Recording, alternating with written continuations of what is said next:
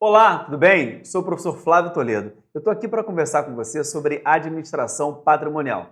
Tema importantíssimo para a tua prova. As bancas adoram cobrar isso. O que você vai ver nessa videoaula? A ideia é o seguinte: primeiro eu vou te apresentar a diferença que existe entre a administração patrimonial e a administração de materiais.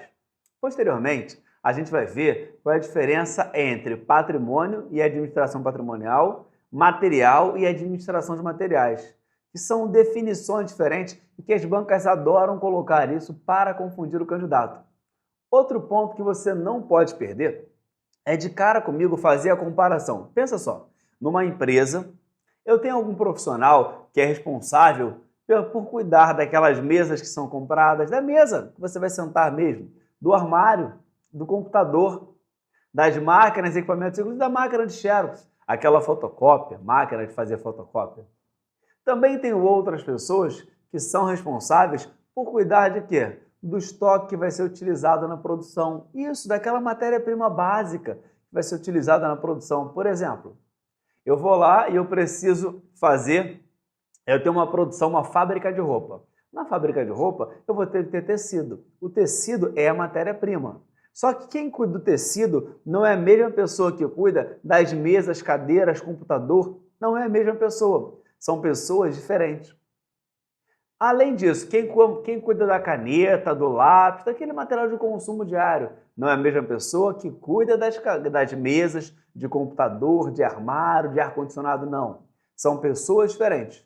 De um lado, você tem o administrador patrimonial.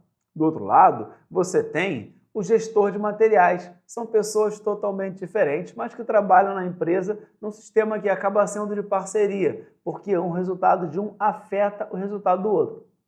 Vamos dar uma olhada no nosso material e conhecer um pouquinho do que eu trouxe para você. Olha só. Deixa eu só passar ele aqui para você, para a gente ver isso de uma forma melhor. Imagina o seguinte, essa administração patrimonial que você está vendo, ela é bem tranquila. Por que ela é bem tranquila? Vamos dar uma olhada na tela para a gente, vamos conversar um pouquinho. Eu vou ler para você o que está ali, só para você acompanhar comigo o raciocínio. Depois eu comento contigo. A administração de materiais moderna, ela é conceituada e estudada como um sistema integrado em que diversos subsistemas próprios interagem para construir um todo organizado. Para tudo, olha para mim direto, esquece o que está escrito no texto e foca só em mim. Eu vou te explicar um pouquinho sobre isso, depois eu continuo. Dentro da administração de materiais, eu tenho o setor de compras da empresa, eu tenho o setor de estoque da empresa, eu tenho o almoxarifado, eu tenho a produção, a distribuição, o transporte. Esses são os subsistemas principais que está sendo citado para você. Aí você já coloca do lado no teu material, vai lá e escreve, pega lá e bota assim, ó, tá vendo? Os subsistemas organizados, você puxa para o lado e bota transporte, produção, distribuição, almoxarifado, compras, planejamento de materiais, coloca isso lá do lado, vai lá, bota do lado do teu material, para ele ficar um pouquinho mais completo. Aí eu vou continuar a leitura para a gente. Destina-se a dotar a administração dos meios necessários ao suprimento de materiais imprescindíveis ao funcionamento da organização. Ou seja, espírito de luz, foque em mim, espírito de luz. O que você tem que saber? Não quero todo tipo de material. Por quê? Primeiro conceito, vamos lá. Pega o teu salário todo e compra tudo que você quer comprar para sua casa. Depois você paga as suas contas como? De jeito nenhum, né? Não vai conseguir pagar. Sabe por quê? Porque todo o seu dinheiro estava investido naquele estoque que você comprou para sua casa. Por isso que a empresa deixa bem claro que é comprar o material que é imprescindível. E não comprar qualquer coisa ou sair comprando tudo em grande quantidade. Cuidado, para tudo tem uma estratégia. Vamos lá. No tempo oportuno, na quantidade necessária, na qualidade requerida e o menor custo. Você tem que pegar lá agora e sublinhar esses itens aí, ó. O material é imprescindível. Vamos dar uma sublinhada, só botar a caneta aqui para a gente funcionar. Vamos falar, sublinha, material imprescindível, sublinha. No tempo oportuno, na quantidade, na qualidade e no custo. O custo é sempre o menor. A qualidade é a qualidade desejada. Além da qualidade desejada ser o ponto importante, vou te dar um exemplo. Uma vez trabalhando dentro da administração pública, o meu chefe virou para mim, na época eu trabalhava no setor de licitações. Aí falou assim, Flávio, começa a preparar um procedimento licitatório, um processo licitatório. Aí eu falei, qual o item? Ah, eu preciso de folha, aquela resma de papel A4. Eu falei, beleza. Chefe, quer alguma qualidade especificada? Não, não. Eu quero o menor custo. Eu falei, tem certeza? Ele tem. Sentei no computador, mandei e-mail para ele, ele confirmou, ok, é isso mesmo. Ele não especificou nenhuma qualidade. Uma empresa vencedora foi uma empresa do Ceará. Essa empresa vencedora, o que ela fez? Mandou tudo o que a gente comprou, a gente recebeu, pagamos. Quando o usuário, que é o nosso cliente interno, ia lá no almoxarifado, falava, eu quero uma resma de papel A4, a gente pegava a resma e dava para ele. Sabe o que acontecia quando ele fazia isso? Ele levava a resma para o setor dele e botava ou na impressora ou na máquina de fazer fotocópia, naquela máquina de xerox. Dava atolamento. Por quê? Porque quando você rasgava, você percebia que todas as folhas estavam grudadas, parecia que tinha uma cola absurda ali. Aí, primeiro ponto, posso devolver todos os itens? Não. Por que eu não posso devolver os itens? Simples, porque eu não especifiquei qualidade. Era papel A4 barato, tinha lá papel A4 barato, mas uma merda. Mas tinha lá. Você vê para nada. O que a gente teve que fazer? Uma parte, eu liguei para o fornecedor e falei com ele, olha, me ajuda, recebe metade de volta, pelo menos para eu não tomar um prejuízo tão grande, e depois eu posso voltar a comprar contigo. Senão, eu vou começar a inviabilizar quando você quiser participar de algum certame. Alguns critérios eu vou colocar mais, você não vai conseguir participar. Aí ele, não, Flávio, tranquilo, eu vou te ajudar. Recebo metade e você me paga só daquela metade. Falei, ok. Já tinha feito uma parte do pagamento, faltava outra, cancelei uma outra parte. Só paguei por aquilo.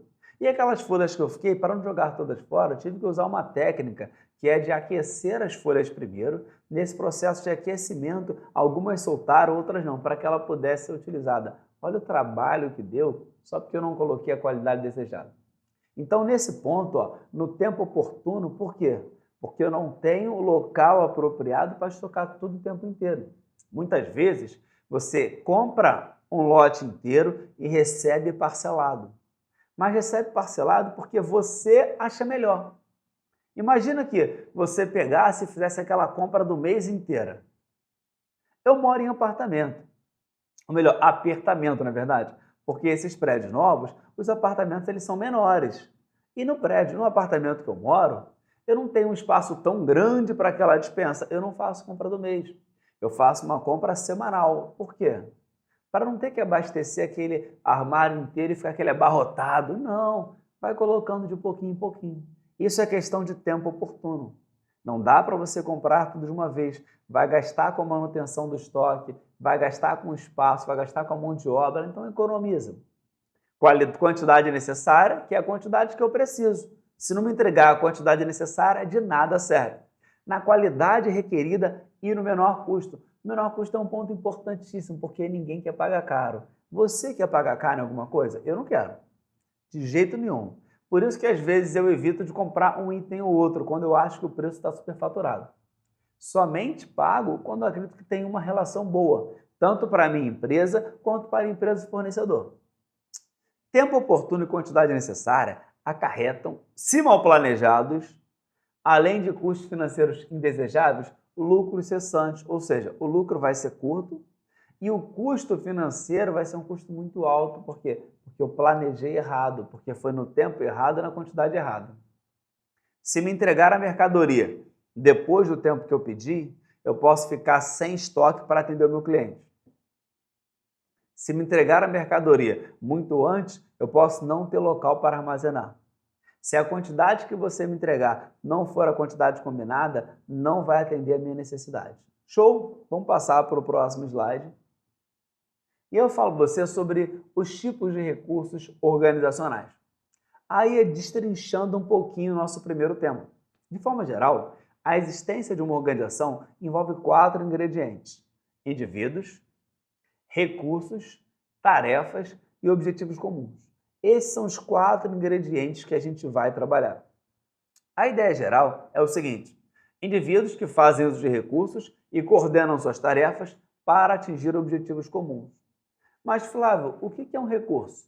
Cuidado, porque assim, recurso em si Na organização, eu tenho recursos humanos, materiais, financeiros, tecnológicos, mas a gente vai focar nos recursos materiais. Recursos humanos, que são as pessoas, não é o foco da nossa aula, porque essa aula não é de gestão de pessoas. O que são recursos em si? Em geral, são meios empregados por uma organização para alcançar os objetivos, para a realização dos objetivos. São as ferramentas que servem de base para o desempenho organizacional. Logicamente, os recursos por si só não determinam como será a atuação organizacional. Então não adianta você falar para mim assim, olha, Flávio, recurso por si só, se for muito bom, ou seja, se você tiver a melhor matéria-prima para produzir, significa que vai produzir bem? É claro que não. Pega o melhor ingrediente e dá para um cara que não sabe cozinhar, fala para ele, vai lá, tu vai fazer o melhor bolo da vida. Não vai dar certo. Pega a melhor matéria-prima e manda o cara fazer daqueles produtos, manda o cara assim, fabrica um carro. Eu não vou saber nem por onde começar. Então, o recurso, por si só, não diz como vai ser a atuação da organização. Outros fatores também são importantes durante esse processo. Os recursos, eles podem ser divididos em duas categorias, tangíveis e intangíveis. Toda vez que falar tangível, você pensa, tem corpo. Intangível não tem corpo. Você quer ver um exemplo de intangível? Isso aqui, ó, dá uma olhada aqui, ó. Sejures, tá vendo? Sejures concurso público. Isso é a marca da empresa. É um recurso que ela tem, que tem valor, mas não tem corpo. Marca, patente, é tudo recurso intangível. O recurso tangível é o que eu tenho e que tem corpo, que eu posso pegar, que eu posso tocar, que eu posso sentir. E não adianta você falar para mim assim, Flávio, mas tu consegue segurar o nome Sejures, não consigo segurar a patente. Isso aqui é o nome que está escrito, mas a patente, a marca, não. Vai muito além disso. E muitas vezes a patente tem um valor muito maior do que o próprio recurso que é corpóreo, que é aquele recurso tangível. Olha só o que está escrito no nosso material. Recursos tangíveis são corpóreos, bens físicos de uma organização, tais como material de expediente. O que é material de expediente? Caneta, papel, lápis, borracha, saco de lixo, essas coisas, material de uso diário. Bota do ladinho lá. Material de expediente é igual a material de uso diário. Maquinário da organização, material de limpeza, etc. Agora, quando ele é intangível, são incorpóreos, ou seja, não tem corpo. São os bens imateriais ou não físicos, porque não tem corpo. Tais como conhecimento. O conhecimento que você tem, que eu tenho, é um recurso? Sim. É um recurso que eu posso acessar constantemente e utilizar? Sim. Agora, tem corpo físico? Não tem. Conhecimento, patente, logomarca registrada, reputação no mercado. A imagem da empresa no mercado tem um valor absurdo.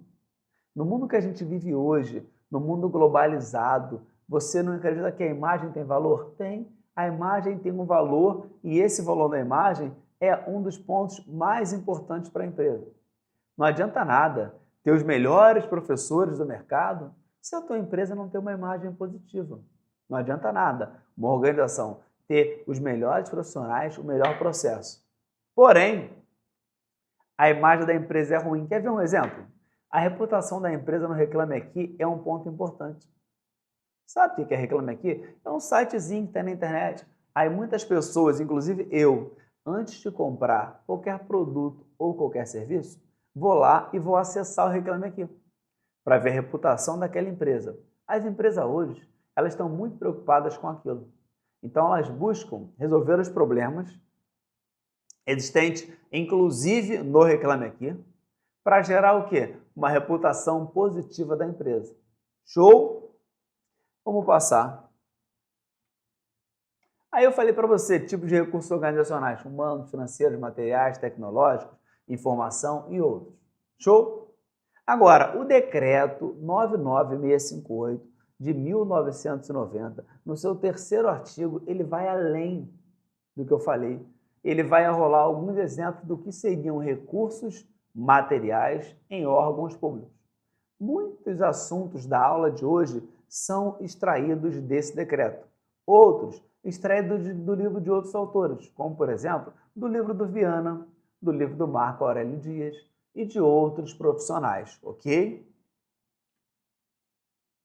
Aí vamos dar uma olhada. De acordo com o decreto 99658, material é uma designação genérica de equipamentos, componentes, sobressalentes, acessórios, veículos em geral, matérias-primas e outros itens empregados ou passíveis de emprego nas atividades das organizações públicas, federais, independente de qualquer fator, bem como aquele oriundo de demolição ou desmontagem, aparas, acondicionantes, embalagens e resíduos economicamente aproveitáveis. Destarte subentende-se que a legislação supracitada, quando trata de material, refere-se a dois tipos, bem permanentes e bens de consumo. E é sobre esse material permanente e esse material de consumo que a gente vai bater um papo. Imagina o seguinte, se você comprou uma geladeira para a tua casa, aquela geladeira maneira, você foi lá, vou comprar uma geladeira. Aí você comprou a geladeira para a sua casa, essa geladeira ela tem uma durabilidade estimada de até 2 anos ou superior a 2 anos. Se for superior a 2 anos, é permanente. Se for até 2 anos, é consumo. É a primeira separação que eu quero que você faça. Qualquer material que tenha vida útil até 2 anos, mantendo as condições físicas, características físicas. Porque não adianta, claro, durou até 2 anos, mas vem cá, dá para usar? Não, porque ele não tem mais condições físicas. Putz, não vale. Então, posso falar que um carro é um material permanente? Sim, porque se o teu carro não durar 2 anos, meu irmão, para com isso, não serve mais de nada. Tu comprou um carro que não dura 2 anos, joga esse lixo fora. O carro é zero, não durou 2 anos, acabou, pô. Uma casa. Ah, Flávio, casa é bem móvel ou bem imóvel? É bem imóvel e o carro é bem móvel. Eu citei 2 itens. Depois a gente fala sobre isso. Bem móvel, bem industrial. Depois a gente bate um papo sobre isso. Calma um pouquinho. Só quero que você entenda o seguinte. Um computador que você comprou tem vida útil superior a 2 anos? Mantendo as condições e as suas características físicas. Tem. Celular. Ih, Flávio, celular tá difícil, hein? Celular 1 ano já foi embora. Quem disse que o celular com 1 ano tá com problema? Ninguém disse isso. Ele pode dar problema até com menos tempo de 1 ano.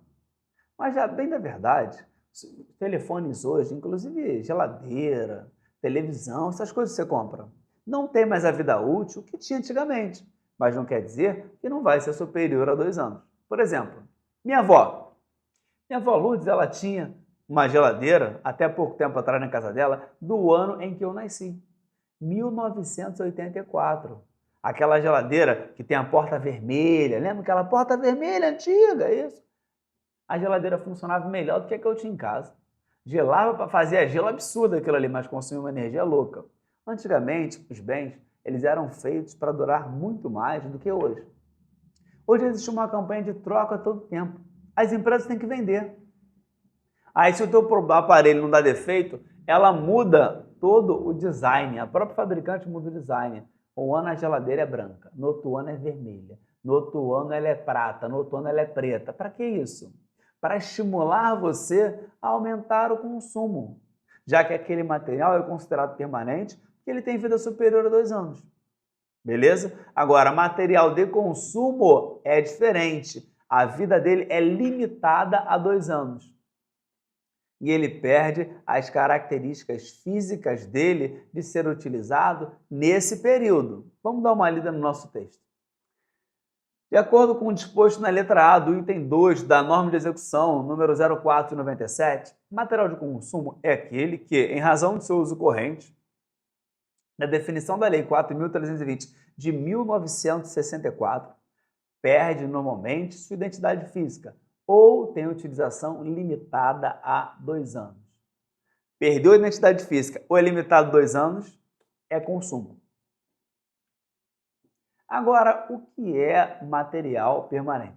Material permanente, de acordo com o disposto na letra B do item 2 da norma de execução, número 0497, é aquele que, em razão de seu uso corrente, não perde a sua identidade física ou tem durabilidade superior a 2 anos. Então você já viu o que é permanente e o que é consumo. Está dentro do que eu falei com você? Claro que está. Olha aí, vamos falar sobre algumas atividades que estão inseridas na gestão de recursos materiais. Por exemplo, Gonçalves, no seu livro em 2007, ele de forma didática faz o agrupamento das atividades que são inerentes à gestão de materiais em 3 nichos principais, ou seja, em 3 grupos principais. Que não significa, antes que você pare para pensar, Flávio, é só isso? Não, não é só isso. Pelo amor de Deus, Espírito de Luz, olha para cá. Não é só isso. Isso são as 3 atividades principais. E eu vou falar sobre gestão de compras? Vou. Gestão de centro de distribuição, que é o que a gente chama de CD popularmente no dia a dia? Sim. Gestão de estoques? Também. Então, só para você entender, o que é a gestão do centro de distribuição? Trata do recebimento, armazenagem, distribuição e a movimentação de materiais. Então, desde a hora que eu recebo o item, faço a conferência, armazeno, depois eu vou distribuir para quem é necessário e essa distribuição vai gerar uma movimentação de materiais. Isso eu chamo, sim, de gestão do centro de distribuição. Agora, quando eu falar para você sobre gestão de estoques, eu falo, espera aí, estoque é outra coisa. Análise de custos de estoque, quanto me custou comprar essas mercadorias? Quanto me custou manter essas mercadorias armazenadas? Quanto eu gastei na mão de obra para tratar da mercadoria que estava armazenada? Fala da previsão de consumo, de como eu faço para prever o consumo dos itens, se eu uso média móvel ponderada, se eu vou usar alguma estratégia de predileção, previsão, o que eu vou fazer? Operacionalização dos sistemas de reposição do estoque, inventários de estoque, que refere-se muitas vezes àquela contagem física, apuração dos indicadores como giro e cobertura de estoques, entre outros. Giro é conta, rapidamente, é quantas vezes o estoque girou e foi renovado naquele período. Cobertura, quantas vezes o estoque médio ou cobertura da demanda média. Mas isso é um outro assunto, só para você entender basicamente. E o que faz a gestão de compras? Primeiro ponto é tirar da tua cabeça que compras é uma atividade que não está na gestão de materiais. Ela está, sim, na gestão de materiais. Cuidado! Gestão de compras trata de identificar o fornecedor? Sim, faz sim um processo de identificação do fornecedor. Pesquisa de preços? Também pesquisa o preço do fornecedor. Faz negociação com o mercado? Também faz negociação. Licitações, olha, a administração pública faz muito. Mas também pode ter a compra direta, que é por dispensa ou inexigibilidade de licitação. Eu não vou entrar nesse critério de licitação, não dou aula de administrativo não, pelo amor de Deus. Vá perguntar a outro professor de administrativo, não entra comigo nisso não. Mas está ali no processo de compras? Sim, está. Acompanhamento de pedidos e liquidação e etc. Sim. Então, compras vai ver tudo isso, desde a hora que eu consigo identificar quem é o meu fornecedor daquele item, ou os fornecedores que fornecem aquele item, que produzem aquele item, faço uma pesquisa de preços entre eles, negocio para ver qual vai obter para mim o melhor preço, na quantidade desejada, na qualidade requerida, e vai me entregar no tempo oportuno. A partir daí, dessa negociação, eu faço um processo de licitação, ou posso negociar e comprar direto, se for administração privada. Posso comprar diretamente também através da administração pública por dispensa ou inexigibilidade e vou fazer o acompanhamento de cada pedido que foi elaborado. Acompanhar para que ele seja entregue de acordo com o que foi feito. E por fim, faço o que a gente chama de liquidação. Nesse vídeo, o que é que você viu? A gente falou sobre o que é gestão de materiais e sobre o que é material para começar a tirar a tua dúvida de acordo com o teu edital. Beleza? Um abraço e a gente se vê num outro vídeo.